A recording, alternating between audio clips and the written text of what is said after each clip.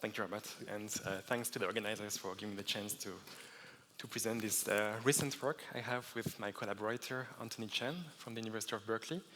And you can learn more about this online, and this is the arXiv number. So the idea of our work is really rooted in the realm of the simulation of quantum many-body systems. So I'm considering a many-body system to be made of n qubits. N is the number of qubits here. And out of those qubits, in order to describe the physics of the system, I will consider a local Hamiltonian. So this is a self-adjoint matrix which can be written or decomposed into a sum of local terms, these H gammas, which are labeled by essentially subsets of my qubits on which interactions happen. Now, once you're given the Hamiltonian, you can describe the dynamics of the system if it was to be evolving as a closed system, but you can also describe thermodynamic quantities. And for this, you need to describe, you will describe them in terms of Gibbs states. Okay, so Gibbs states are defined as the exponential of minus beta times h, where beta is the inverse of the temperature. We've seen this already in the previous talk. And you have to normalize this to make it a state, and the normalization is called the partition function. So now, if you take the temperature to 0, meaning that you take beta to infinity, what you actually recover is the ground state of your Hamiltonian. Now, once you have these states, you can start discussing about simulation task, and generically, the simulation task will be the following one. You're given as an input a classical description of your interactions, H gamma, as well as the inverse temperature, and then you're required to approximate to a good enough accuracy different properties, typically the ground state eigenenergy, E0. You can also ask about approximating thermal averages of local observables, which are used then to understand phase diagrams of your system. You can also think about approximating the partition functions, which also encodes a lot of thermodynamic quantities and properties of your system and many other things. But the point being that you can access those quantities as long as you have access to the Gibbs state. Okay, so in that sense, we can reduce the simulation task to the question of how we can actually prepare these Gibbs states. And once we have a method to do this, how can we actually make sure that this method is efficient? All right, so to gain some more understanding of how we can do this, it's actually fruitful to go back to the classical setting. So classically, I have a classical Hamiltonian, which is just an Ising model described in terms of a coupling matrix, Aij, where these terms are non-zero precisely when the spins in your system are somewhat connected to each other through this graph structure. And so once you're given this Hamiltonian, then you can again describe it, the state of the system in terms of a Gibbs distribution. And the point being that classically, one very nice way of thinking about these Gibbs distributions is in terms of Markov networks. So you can show that if you tripartition your system into regions A, B, C, in such a way that to move from A to C following an edge path, you have to go through B, so B is shielding away A from C. Then the distribution can be factorized into two terms, essentially the product of the marginal on BC times the conditional distribution on A given B. Okay, so if I were to condition over C as well, then this would just be base rho, but Markovianity tells me that I don't need to condition over the C system here. Okay, so this is what I would denote as recoverability. You can also give this definition or this assumption a more information theoretic flavor by considering the conditional mutual information, which is a measure of correlations in your system. It's defined in terms of a sum of a bunch of entropies of marginals of your distribution. And recoverability turns out to be equivalent to the concept of conditional independence, meaning that with respect to any such tripartition of your system, this CMI, the conditional mutual information, is exactly equal to 0. All right, so once you have those properties, you can start discussing about how we can actually implement algorithms to construct those distributions. So the simulation or the sampling task for me would be a bit like before. We are given as inputs this coupling matrix as well as beta. And you want to output some bit string, which is going to be sampled from a distribution that is very close to the Gibbs distribution. So there are many ways of doing this. The most ubiquitous way is going through global dynamics, which you can think of as a discrete time Markov chain, which at each step will do the following. You will first pick uniformly at random one site of your system, and then you will resample the spin value on that site, conditioned on the values of the other spins on all the other sites. Okay, so this is the update rule. And you can easily show, because of this construction, that in the infinite time limit of your chain, you actually converge to the Gibbs distribution. Because this is the first property that shows that this is a good way to construct the distribution. And on top of this, then you can use the Markovianity condition to show that, in fact, this update rule localizes, meaning that since I don't need to condition over the C system here, this update rule is at each step is a local function of my spins, and that also means that you can efficiently implement this on a laptop. Okay, so once you are given this global dynamics, the next question is under which conditions can you show that the global dynamics quickly converges to the Gibbs distribution? And there has been a huge amount of works in the classical literature, starting from the 90s, which all have somehow the same flavor. The idea is that you can relate static properties of your distribution at equilibrium to dynamical properties of the global dynamics. So typically, you will show that if you have a certain kind of what I call here local indistinguishability condition, which states that if you take the marginal of your distribution on the C system, and then you allow yourself to perturb the system on or the A system by just perturbing the Hamiltonian terms that intersect with A, then the difference between the unperturbed and the perturbed distributions will be very, very small in total variation distance. And now if you take this local indistinguishability condition, you can show that the global dynamics will converge in an optimal way. It will converge quasi-linearly in the number of spins. Okay, great. So now the question is, can we generalize any of those ideas to the quantum setting? So quantumly, we're back to this setup we had before. We have a quantum Hamiltonian made of local terms. We have the Gibbs state. We can also define a notion of recoverability or Markovianity in the quantum setting. So in quantum information theory, this is very well known. You define it as follows. So a state will be approximately recoverable if, by taking, again, any tripartition of your system into A, B, C in such a way that B separates A from C. Then you can recover the state by applying some quantum channel, a recovery map, on the reduced state on the BC system.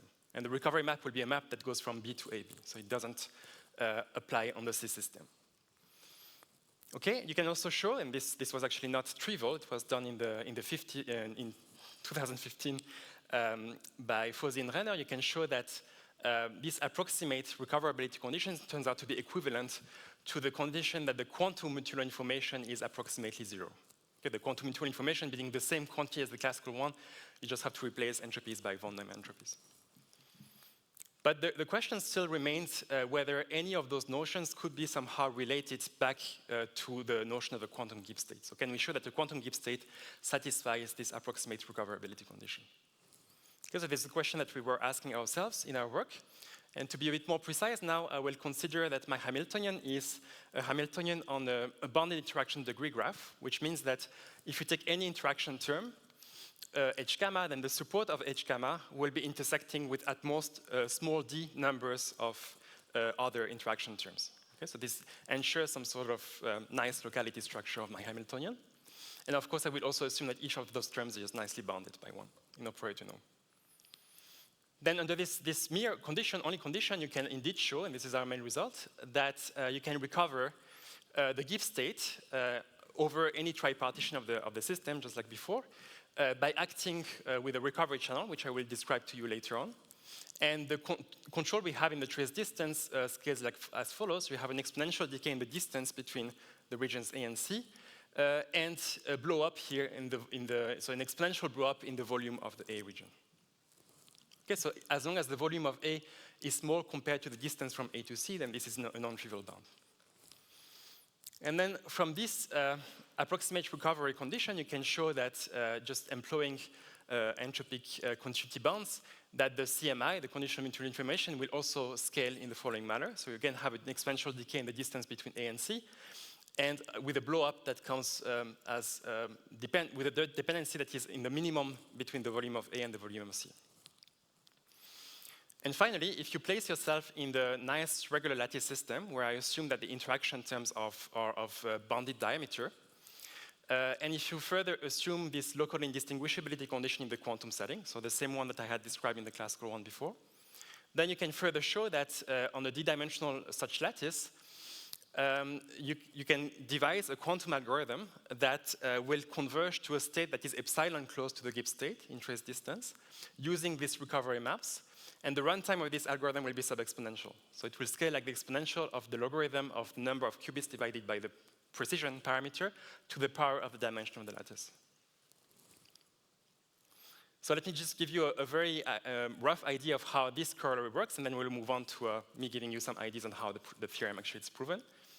The idea is very simple. You just first use the Markov theorem, so this main result here, to say that you can recover the state on ABC by applying your recovery map on the reduced state on C. And then you use this local indistinguishability condition to replace or to approximate this reduced state by reduced state where the perturbation that you will choose here on your Hamiltonian will essentially shut down all the interactions that are intersecting with the A region. So essentially what you get here effectively is the Gibbs state, the reduced state of a Gibbs state of a Hamiltonian that is only defined on the BC region. Okay, so by doing this, then you see that you have constructed some update rule which constructs the state on ABC, having started from the Gibbs state on BC only. So if you iterate this procedure, then you will have constructed the state on the whole system, having started from small subsystems. Okay, and so if you take care of the actual precisions that you get at each step here, this is the runtime that you get in the end. Okay, so before I move on to giving you some details about the proof, I would like to also put our results and compare it to previous works in the literature. So in fact, this problem of showing that quantum Gibbs states are Markovian has been only considered in the last years, and in particular with this really great work by Kuwahara from 2024, who actually came up with a whole classification of what one can mean by a Markovian state. So actually in his work, he proved some weaker property than the ones that we proved, which is still known as pairwise Markov property, where you essentially have to assume that both the A region and the C region scale very mildly in terms of the number of particles of the system. So typically, if you're taking them to be both constant size, then you can show that the state satisfies this approximate conditional independence condition. And on top of this, he also had to restrict himself to d-dimensional regular lattices. So what we did in our work is to go one step beyond. We proved the local Markov property, according to his nomenclature, where we just have to assume that one of those two subsystems is small, not both of them at the same time. And we also managed to move beyond this lattice structure. We can also have the result for general interaction graphs with bounded degree. But the question still remains whether we can move one step beyond by proving the same result, but now with regions A and C, which could be of arbitrary size, so typically scaling linearly with the number of particles. We know that this holds at high enough temperature in the quantum setting. Classically, it always holds. It also holds for commuting Hamiltonians, but we don't know if it holds for general such families of Hamiltonians at any temperature. All right. So I'm not sure how much time I have left, but hopefully enough to give you some details about the proof. So the idea is to essentially construct a recovery channel, as we've seen. And again, I will go back to the classical setting to gain some intuition of how you can do this. So I told you classically that the recovery channel is nothing but this conditional distribution on A given B. And as always, it's very hard to actually extend conditioning in the quantum setting, so we have to find some way to bypass this issue. So one way you can think of this conditional distribution classically is as a way to generate some continuous time Markov process, which is known as the block dynamics in the classical literature.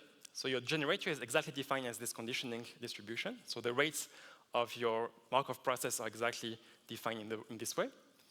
And we will not use this generator directly. What we will do is to consider the time average dynamics that arises from this generator. And you can do actually classically a very simple calculation. You can show that this integral here splits into two parts. So you get back this conditional distribution plus 1 minus this distribution up to some factor that depends on time. And this factor actually goes to 0 as t goes to infinity. So you see that in the large time limit, you recover this optimal recovery in the classical setting. So now let's see how we can extend this to the quantum realm. Starting from generator in the classical setting, it's quite natural to think about Lindbladians, generators of quantum Markov evolutions in the quantum setting. And the Lindbladians that we will consider were actually recently constructed by Anthony himself and his collaborators, Castoriano and Gillian. And they were the first kind of generators which satisfy this property that the evolution generated by them exactly fixes the Gibbs state. So this is already a good property to have when we want to recover the Gibbs state on a given region. And I won't go through all the details of how this is constructed, but let me just give you how the jumps are constructed. So you start from a family of single qubit Pauli matrices on the region that you're trying to recover. So these are these AAs here. Then you time evolve them according to the Hamiltonian evolution, and you take the operator valued Fourier transform of this. So you get a family, a continuously parameterized family of jump operators, AA omega, where omega is a real frequency. And out of those jumps, then you construct your generator. And to ensure that this generator actually generates a dynamics that will fix the state, you have to come up with a good coherent part here that you can actually construct. You can show it exists, and it can be efficiently implemented in such a way that you actually converge to the Gibbs state in the infinite time limit. All right, but we will, again, as in the classical setting, we will not directly work with this dynamics. We'll work with the time average version of it, and you will see later why this is important for us. So my recovery map now will be defined as a time-dependent map, which depends on the region you're trying to recover, A, and this time parameter. So you may ask the question at this point, why is this a good notion of recovery? Because classically, you want to ensure that the recovery map only acts on A and the neighbors. And if you look a bit further at how these jump operators were defined, of course, these single qubit Pauli matrices are single local, so that's fine. But as soon as you conjugate them with this Hamiltonian dynamics, this becomes highly non-local. So this is not such a big deal for us because the way that we construct the family of Hamiltonians that we are considering allow us to actually approximate this evolution in terms of a localized recovery channel. This is just a very standard techniques in many-body quantum physics, which is known as Lieber-Vincent bounds. So using this approximation, I will just not bother anymore, and I will just directly work with these RAT maps. All right, so what we want to show is that this recovery map, by definition, by assumption, by definition, approximate the Gibbs state. And one way to prove this will be to work in the dual picture. So I want to show that when you input any bounded observable, then the trace of the Gibbs state on that observable will be very close to the trace of the recovered state on that same observable.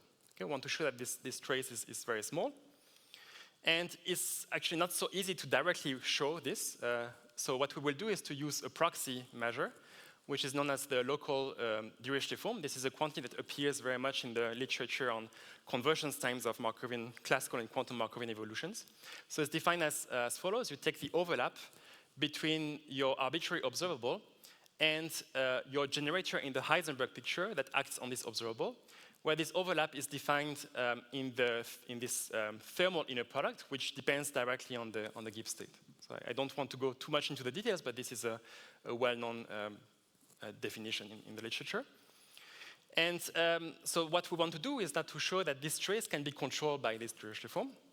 This is where actually most of the technical part of the proof actually lies. So I won't tell you how we do it, but I will give you some intuition for why this may be the case. And one first thing that you have to check for this to potentially hold is to show that the kernels agree, meaning that if this is 0, then this should also be 0. And this can be done by essentially looking at the kernel of this Dirichlet form, which turns out to be the same as the kernel of the corresponding generator in the Heisenberg picture. And now you can use simple results from Lindbladian theory to say that this kernel is included in the commutant of the set of jumps. So in our case, the jumps are given by these Fourier transformed Pauli matrices, time-evolved Pauli matrices.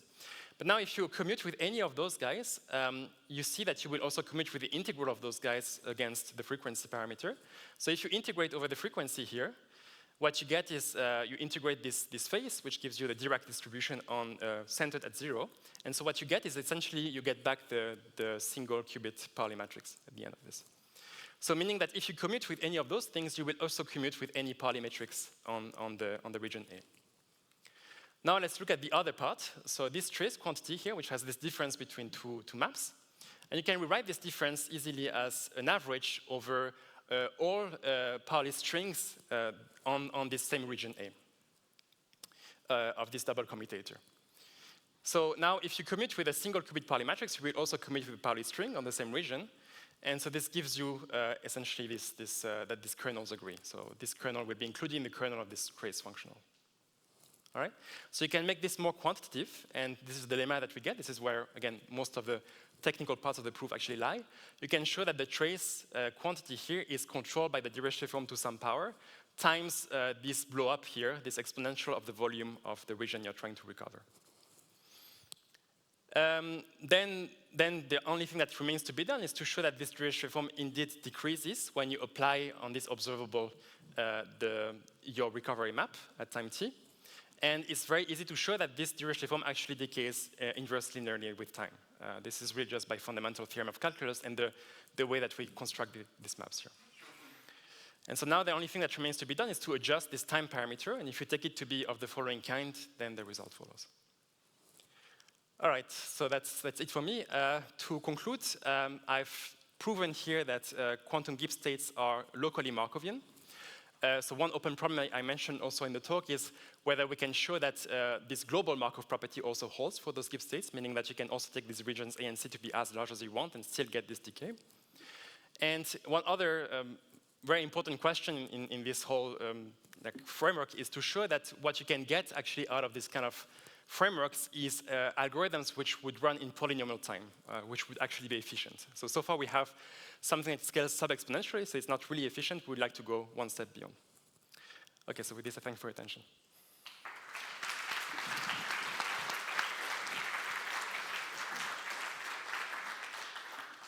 Thank you for this beautiful talk.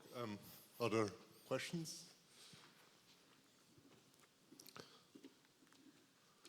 So maybe I missed this, but yes. So when you say that the theorem, like corollary 2 somehow doesn't have this blow-up factor in the assumption, right? So is it correct that you cannot use the theorem and then apply, like to establish the assumption in corollary 2? Can you repeat this? Sorry? So like the corollary 2 just uses this local indistinguishability and it's defined without the blow-up factor.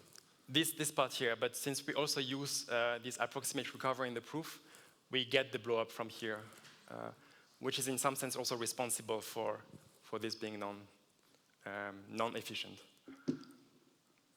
So I guess my question is whether you need to assume this local indistinguishability in corollary 2. It's not a consequence of no, yes, of course. I mean, we know that without this assumption, this EQM is hard. So it's a stronger assumption, and yes. This is the open problem that you mentioned that you want to. The open problem would be to get this polynomial mixing time with this assumption, the same assumption, yes. Good. Yeah. Thank you. So maybe I have a question regarding the scaling with beta in some of your theorems, like say, for instance, we're talking about corollary 2. Is there how's the scaling with beta?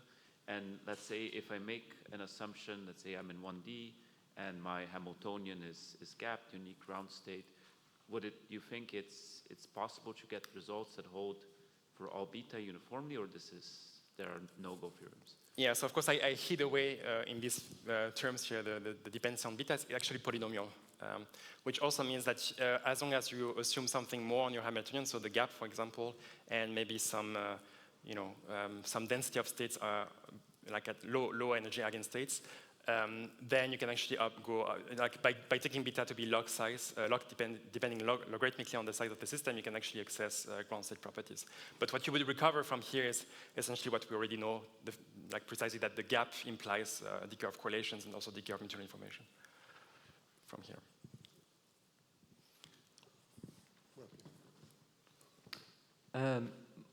My question is, so the theorem says there exists a recovery channel, but is it possible that perhaps there is another recovery channel which is a lot better than the one that you came up with, or is that not to be expected? It could be. I mean, in fact, I told you about this equivalence here, right? So here actually you're constructing, so to show that approximate conditional independence implies approximate recoverability, this actually goes through another family of recovery channels. What we like about this one is that it's somewhat physically motivated, right? It comes from these kind of evolutions which were actually recently shown to be well approximating the physical open system dynamics of your, that your system is going through. So it has this physical behavior that we like. But of course, maybe some other recovery channel may give you a better bound. This may happen, yes. I think we have time for one more question. Can you say a bit more about this local indistinguishability? What kind of state satisfy this, and maybe how does it relate to sure. short-range correlations, long-range correlations? So you actually know that this, well, anyway, you know that it holds at high temperature, so this will always be the case. You also know it holds for certain systems. So for example, for the 2D Touré code, you know it holds throughout the whole temperature range, and that's somehow responsible for this 2D Touré code to not be a good error correction, passive error quantum memory. So it depends on the system. On case by case, you can show it holds either only at high temperature or you can go below. Yeah. So in a way, you can define a critical temperature above which you expect both this condition to hold and the dynamics to converge fast, and above beta, then this will not be the case anymore. Okay, so then let's thank the speaker again.